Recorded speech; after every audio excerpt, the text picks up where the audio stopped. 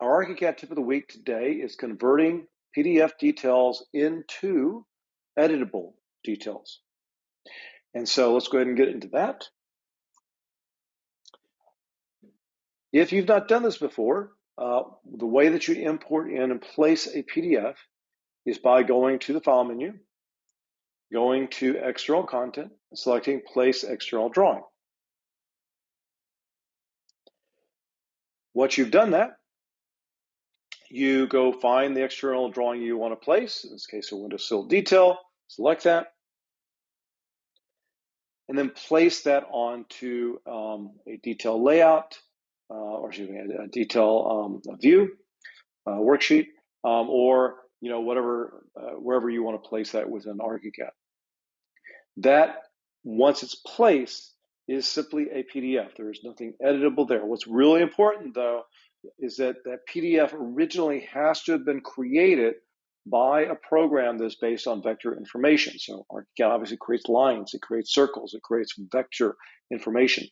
If it is something that was derived from, let's say, a scan of someone who did a really nice hand-drafted detail, and it looks like it was created by the computer, but maybe you could see the fact it was written by hand for the text and so forth, then it's not going to be able to convert that into a editable detail because the original information was simply a scan, an image, right? It needs to be vector information in order for it to properly convert.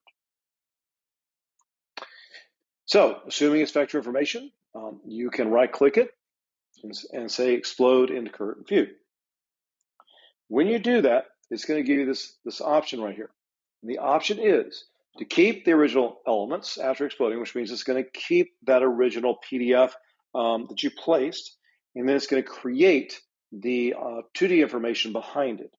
Usually I turn off, if I'm exploding it, I turn off the keep original elements after exploding because I don't really want to use the PDF anymore. I now want to use the lines, the text, etc. You can also assign layers and line types and fill types. The layers can use the drawings layer, line types, project attributes, fill types, project attributes. You can also have other options there as well. And then you can also override options for lines and for text. So for example, if you want all the fonts to follow not Arial, but maybe a specific architect's font that you're using, for example, then you can change that here in this dialog before it converts it so that it converts it properly to the right text. Obviously, you can always do that afterwards as well. Once it's done that, it is editable. So at this point, I can edit the 2D elements, such as lines, circles, fills, etc. And I can also edit the text with it as well. So the dimensions, if there are dimensions, those dimensions will come in as lines. They're not editable real dimensions, so that is always important to understand because, again, it's just taking that 2D information that's in that PDF file and converting that into editable 2D information. But it's not intelligent in the sense that it knows that there are dimensions or knows it's a wall or knows it's a 2x stud or something like that.